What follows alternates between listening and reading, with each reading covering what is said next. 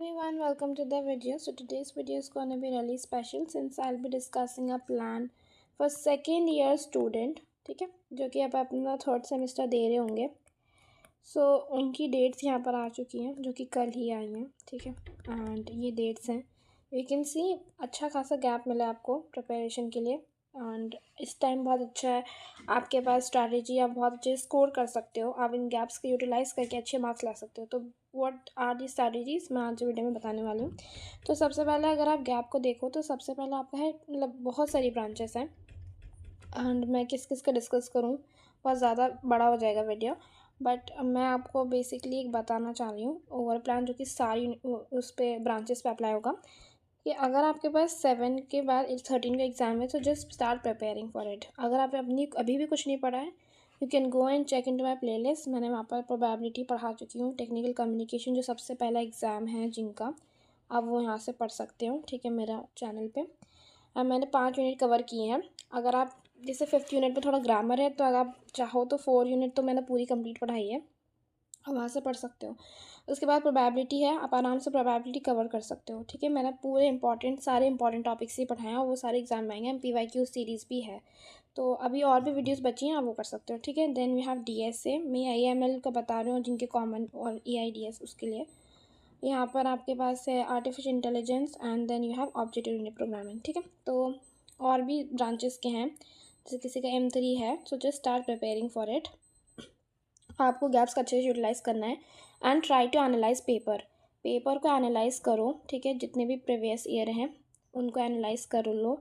उनमें से जो सबसे ज़्यादा रेपिटेशन है उनको अच्छे से ज़्यादा इंपॉर्टेंस तो अच्छे से लिख के याद करो. ठीक है, उसके बाद आपको क्या करना है, try to cover 4 unit maximum. ठीक है, और अगर किसी से नहीं हो रहा तो 3 तो मैक्स करो ही करो. इससे कम तो पढ़ के जाना नहीं है पूरी. ठीक है, और अगर आपसे ये भी नहीं हो रहा है तो what you can do, PYQs में आप एनालाइज करोगे जो सबसे ज़्यादा इंपॉर्टेंट है. जो भी आप यूनिट चूज़ कर रहे हो 1 2 3 4, जैसे सपोज 4 यूनिट होती है ना, मतलब 5 यूनिट होती हैं सॉरी, तो उनमें से आप सेलेक्ट कर लो कि आपको कौन सी 4 पे ध्यान देना है.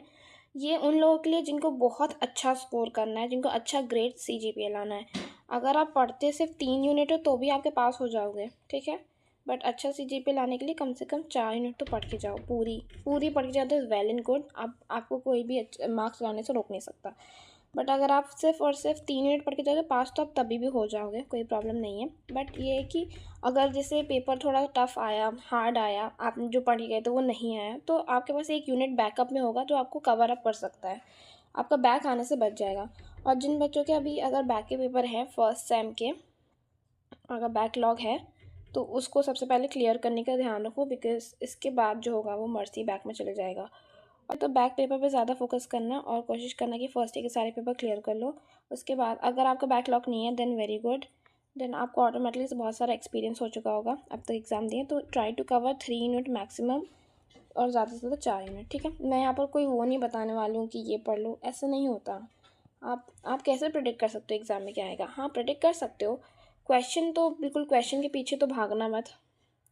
क्वेश्चन कुछ भी नहीं देगा यहाँ पर देगा तो आपको इंपॉर्टेंट PYQs में से जो सबसे ज़्यादा रिपीट हो वो दे सकता है, क्योंकि बहुत ज़्यादा रिपीट होते हैं क्वेश्चन बार बार, वो आपको हेल्प कर सकता है. तो अब मेरा तो यही मानना है कि आप मैक्सिमम जिसको पास होना है वो 3 यूनिट पढ़ ले. इंपॉर्टेंट उसमें से बिल्कुल इंपॉर्टेंट टॉपिक, क्वेश्चंस नहीं टॉपिक, उसकी 3 यूनिट अगर कंप्लीट कर ले तो वेरी गुड. और बहुत सारा टाइम है, यूनिट्स बहुत छोटी हैं और आराम से हो सकता है. बहुत सारा गैप है बीच में, और अगर थोड़ा फेस्टिवल है भी तो आप सेलिब्रेट कर सकते हो. But then you can get back to your studies again. Also try to cover 4 unit जिनको अच्छा मार्क्स लाना है. ठीक है, उन 4 यूनिट पूरी पढ़ लो तो बहुत बहुत टाइम है, आराम से पूरी यूनिट पढ़ सकते हो. मैंने जो प्रोबेबिलिटी का पढ़ाया है वो पूरा इंपॉर्टेंट भी है और वो पूरा सिलेबस ही एक तरीके से, सो आप वो पढ़ सकते हो. सो या that's it for today's video.